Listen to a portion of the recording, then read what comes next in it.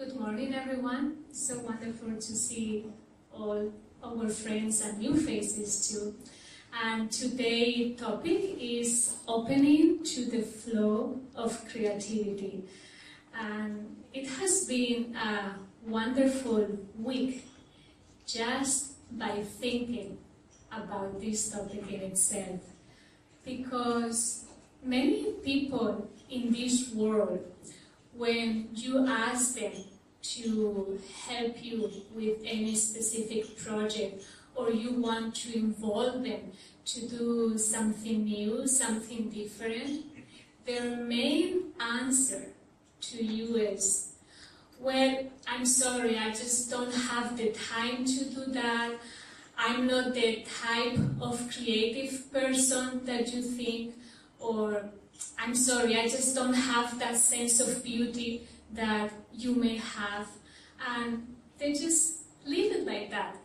And many of those people don't even understand what really means to be creative, to be a creative person. So let's start from that question. What does it really mean to be a creative person? Many of us thought or still think that to be creative means that you have to create big inventions, big technologies, or you have to create something that it has never been created, or you have to create into matter, anything, that you just have to create something new. But the truth is, honestly, everything has been already created in this universe. God has created everything, even those things that have not been created yet. Everything is happening, all the inventions, all the technologies that have been appeared, that they will appear in the future, and we don't even know yet. They are already created. They already exist in the causal plane, in the plane of thoughts, plane of ideas, in the superconsciousness where God is. Everything is happening there. But God needs channels. God needs instruments to materialize those ideas that are constantly flowing around us, those creative solutions that are constantly around us.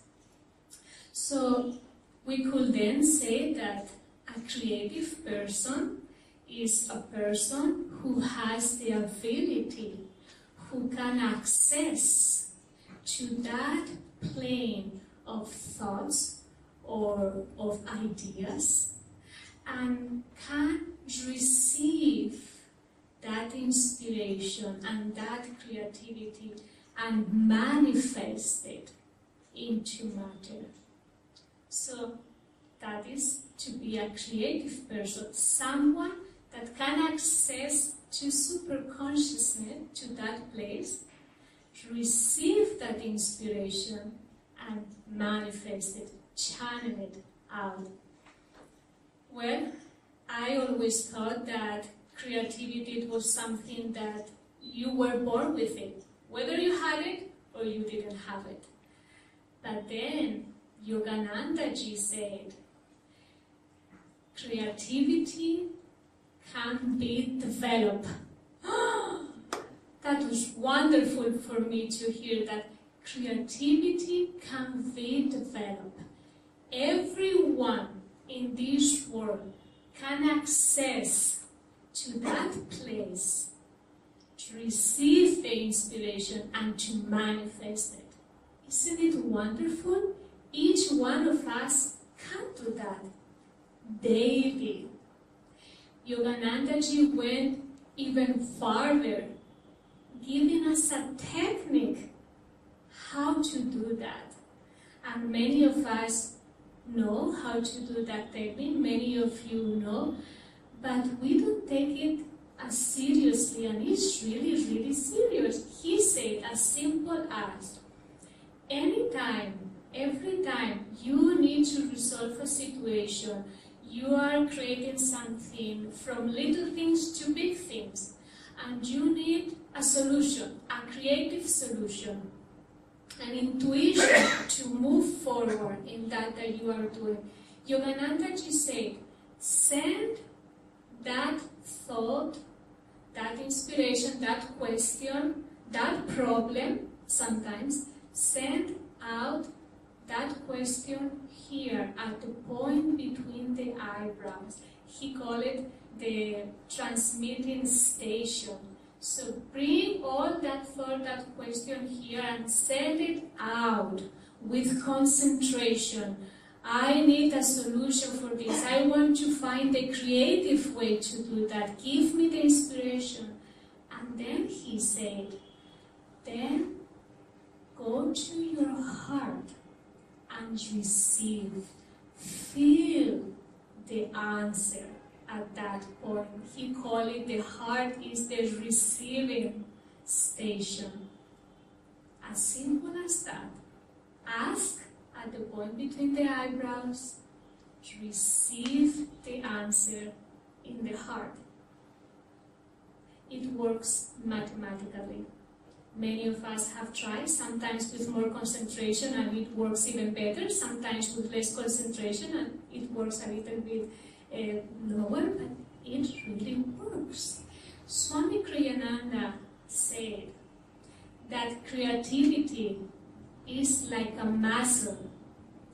As much more you can stretch it, as much more you use it, much more you will be able to learn how to use, how to attract that creativity.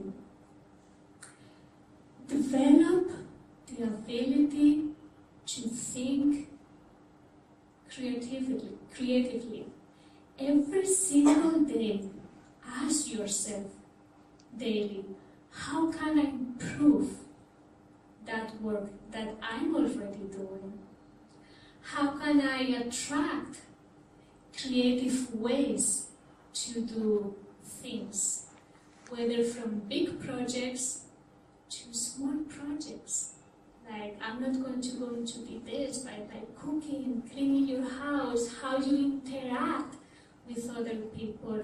Use yourself as a channel of creativity. Everything that emanates from you, everything that you think, everything that you say, how you move, what you do in your heart, express that creativity. Learn how to do it. In fact, Swami Kriyananda said that the true secret of creativity is to look for new ways of doing things.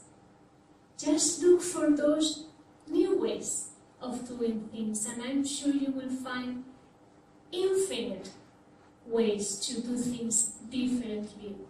In fact, Paramahansa Yogananda once told Swami Kriyananda, your life, your mission in this lifetime will be writing, editing, and lecturing. And Swami Kriyananda, he was very young, in his 20s, and he said, Master, haven't you written already everything? And Master looked at him very deeply, and he said to Swamiji, don't say that, much more is needed. And you can see this as Master constantly telling us, there is so much more out there, so many ways to do things in new ways, and you have to go. I mean, yesterday I was thinking, and it came this image, it's like having free Wi-Fi into the super consciousness. You just have to connect yourself to that level, and you have that free, unlimited access of creativity. And another important aspect, when you want to attract the creativity, you have to go halfway to attract that creativity. You have to ask for it. Swami Kriyananda said creativity is to learn how to cooperate with grace. The light of the sun shines through a building exactly the same through every single room. But if you have the curtains of your room closed, how can the sun, how can the light enter into your room? You have to open the curtains. That is the cooperating with grace, opening the door of your mind, of your heart, to receive the light of creativity. Something very interesting, I want to finish with a story that just happened to me 2-3 days ago. And we were setting up Swamiji's library, and we were trying to create it in a... So we were trying to make Swami Kriyananda's library just here, and we put pictures everywhere. We had many ideas how we wanted the library. We wanted to make it so nice, magnetic, so when every one of you go inside, you can feel the presence of Swamiji. So we had everything ready. There is a corner in that tiny room that I had no idea what I wanted to put. I knew I wanted something very specific, and believe me, for the past 3 days, I tried every single furniture of this house. I went to Darius and Kesava's apartment to look for little furniture. I bring some of our tables from our house down to put it there. It didn't fit. I tried, and I went with my meter every single corner of this building if I could find the right thing to put there, because I want something specific. So the third or fourth day, after moving so much, I thought, I'm just going to stop it. I cannot find anything that it will fit here, but I'm sure it must be there. It has to materialize somehow. So I went to meditation, and I sat with this thought. Master, I know there must be something that it will fit in that corner. I want to put the statue of Shiva, I want to put the holder incense, I want to put a vase with flowers. So the type of furniture, what I need has to be this big and this high. I sat with this thought. I closed my eyes. Really, after 5 minutes, just the thought came. Go to the storage room. There are 2 metal boxes. If you put it one above the other, you will have the perfect length and the perfect size where you can put your stuff. And all that was going in meditation. I couldn't even wait. I stand up, I called to Balaram, let's go to the storage room, help me to see. We brought the 1 metal box. Then we put the other one. It's just matching perfectly. It was exactly what I wanted. I put a cloth, now the statue is there, a picture of Swamiji, the incense, a picture of Master. Now, every time I look to that corner, believe me, I'm not looking for the beauty of that corner, how it has become. I look behind it, the thought that came from who gave me that thought. That's another important aspect of creativity, because you don't really do anything. God is doing it through you. He's giving you the inspiration to just go, ask here, receive the answer, and let Him flow through you. And this is an example how in the tiniest things in our daily life we can express that creativity. We can attract the divine, because for me personally, it's not when God does very big things for me. It's just in those tiniest things that I can feel His presence. So how can I even worry what is going to happen in my life when He shows me that He's always there to help me even in the tiniest things.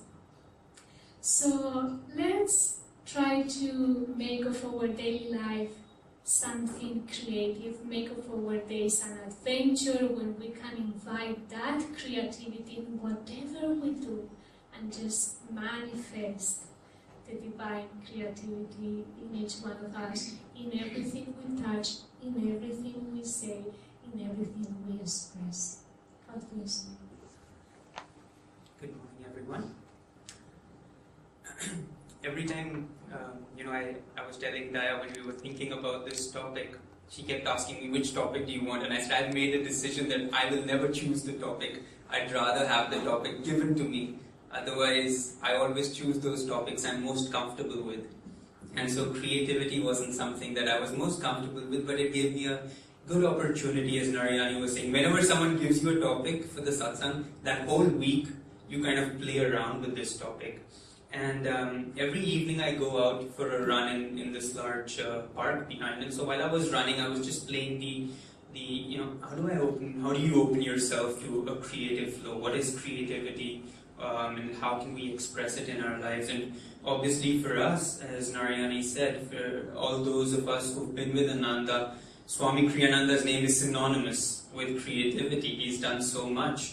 But I was trying to understand what was the root cause that allowed Swami really to write all those books, to compose all that music, to build all these communities. And the thought came to me that really what Swami was trying to do is express that one truth creatively. And because he had that desire to express that one truth, because he had an openness to expressing that one truth creatively and not rigidly, so much flowed through him. And taking that thought, I was still running, and I said, can I express even one act in my life creatively? Do I express even one act creatively? And since I was running, I started thinking about my run. And I realized how much I've planned my run out. I run exactly the same place I run all the time. I know when the 1 kilometer mark is going to come. I know when the 2nd kilometer mark is going to come. And each time, if there's a little, some little construction going on and I have to readjust my run, it's always like, it's always this, I don't want to do that. I'm so familiar with this. If I go to a new place, how will I know how much I'm running? And what I realized is, we're not even open to creativity because we're so comfortable in what we do. We're so comfortable in our habit patterns, and it's something so small. And so each time a topic is assigned to me that's a little something that I'm not necessarily practicing in my life each day, I have to bring it down to a very basic, that do I do this with such and such attitude? Can I do something in my life creatively?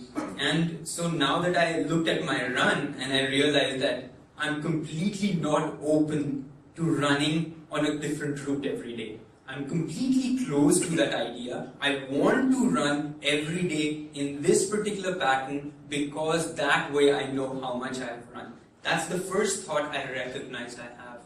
Then I started looking at many other things. Narayani said I won't go into details, but I am going to go into details because it's important to understand that there are two aspects to creativity. One, as Narayani beautifully expressed, is opening yourself to a superconscious intuitive creativity, which is what we all want. But as Swami's reading said, there are two kinds of inspirations, and creativity is also an inspiration. And the other is to see what we're already doing with our conscious mind, with our subconscious mind. And mostly what we're doing is we have created comfortable little habit patterns and we're constantly circling around in those exact same habit patterns every day. And so I started looking at everything that I did, and one funny thing that I was thinking about, because Master mentions it, is how I brush my teeth. I have a pattern of how I brush my teeth. There's a certain number of strokes, this way, then it goes that way, then it goes that way. And it's funny because Yogananda said that if you normally brush with your right hand, every now and then brush with your left hand. Because that way you loosen the grip that habit has on you. Because what habit does for us is it says, this is how I like it. If it's not this way, I won't be comfortable. And this is easy for me. This is something that I have been doing. It's efficient. If I start having to think about other things, it's not so efficient. And on one level, it's true. But the other thing that habit does for us is it creates self-identifications in our mind. This is who I am. This is how I like it. This is the route I take to work every day. And so suddenly something stops you from taking that route. What's our first thought? No. Oh, no, this is the route I like. This is how I want to go. I don't want to take the highway. I want to take MG Road to Gurgaon because that's the road I like. That's the scene I like. And creativity is immediately blocked when you're not open to new expressions, as Narayani was saying. It's not enough that in your meditation you're trying to access the superconsciousness. It's the most important thing to do. But even when the intuition comes, how open are we to actually manifest and express that intuition? Not so much, because we're so closed. I'm not even open to changing the way I brush my teeth. Because it's something that, oh no, I have to put more energy out. Yogananda said that complacency and indifference are the two strongest arrows in Satan's quiver. Such a beautiful little image, Satan has these little arrows, and two of his strongest arrows are complacency and indifference. Indifference for our talk is not so important, but someday I'm sure we'll have a topic on that. But for us, complacency is something we all settle down into. How complacent are we with our meditations? How often do we just have our meditation routine and we don't want to stray away from that? The other day, once, I think 2 weeks ago, Pawan was saying, because he's been doing meditation a particular way, he feels that he's kind of entered into a certain rut with his meditation. And because we were leading a meditation and we have our own way of leading it, suddenly for him, just doing it slightly differently, the way that the meditation was led, helped him go deeper in that particular aspect. Because what happens with habit is that physically we're creating grooves in our brain. And these grooves stay with us, not in our brain, but in our spine. And those grooves manifest again and again and again. So to be creative is not, as Narayani said, that you have to create something. It's saying that I'm in tune, I'm in attunement with God's ever new bliss. You see, if we're made in the image of God, and God has not copied one single leaf, one single snowflake, one single human being, He doesn't copy. Everything is a unique expression because He expresses ever new bliss. We don't often dwell on the idea of ever new bliss. We're just waiting for the bliss first, and then we say, okay, we'll think about ever new. But we can't wait for samadhi to express the ever newness of God. If we're made in the image of God, we need to express that ever newness in our lives. Are we open to expressing ever newness? Are we open to being creative? Not in any major way. Am I open to every now and then use my left hand to brush my teeth? Not really, because it's harder, because I'm not conscious of the actions that I normally engage in, and because really it's just like it requires more energy from me. And the main fallacy of habit is that it makes us feel you don't have to put out more energy. That's all right. You don't have to worry. You've created this pattern. Just stay with this pattern. Don't worry about it. You can be thinking about other things. That's all right. But when we're stuck in a traffic jam, you could choose at that moment to say, you know what? I'm going to take a different route to work today. Not because it's something really creative, but because you're saying, I'm not defined by this route. This route isn't me. I know I have to get to the office. I can do it however I need to get there. The only problem with doing this, what I'm suggesting, even though I do suggest we all look at our lives and start looking at it on a conscious level and seeing how much of my life is habit-based, how much of my life is inspired by new creative ideas, and how much am I open, even if I have a creative idea, to actually express it. That's certainly the conscious way of doing it. The risk in doing it consciously is that the ego gets involved and you start thinking, I have to think of how to find a new way to work. I have to figure out how else to do that. If my toothpaste has finished, will I go to a neem tree and pluck a piece of neem and start that? Or will I find another way to brush my teeth? But what we want to do, and what the topic of today especially, is opening yourself to a creative flow. And it's only when you are accessing that superconscious mind of yours that you will create this flow. Otherwise, what we have to do is we have to create little blocks. And we must begin with the blocks. Okay, this issue came up, what can I do? A creative flow is, there is no issue. There never was an issue. It's just another opportunity for you to express that same thing. Swami loosely translated creativity somewhere as, creativity is not having problem consciousness. For us, it's like first I identify a problem, then I can give a solution to it. But a creative flow is, there is no problem. There never was a problem. And that's really the flow that we want to put ourselves into. But we have to start by first consciously saying, I'm willing to be open to change. I'm willing to express this one act differently today.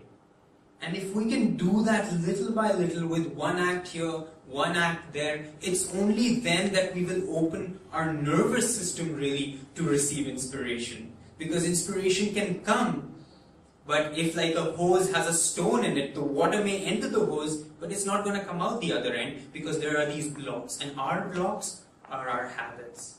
And so I hope that this week, we've taken this week to have to think about the idea of how is it that I can open myself to creativity. I hope you take this week now till the next satsang topic to just look at your lives. Of course, you're already meditating. You're already accessing that superconscious realm. But how do you bring that superconsciousness into your life and actually manifest it is by little removing these blocks that don't allow the intuition to actually come. So let's prepare the soil so that when the intuition does come, that seed does come, that it can actually sprout. Thank you so much. God bless you.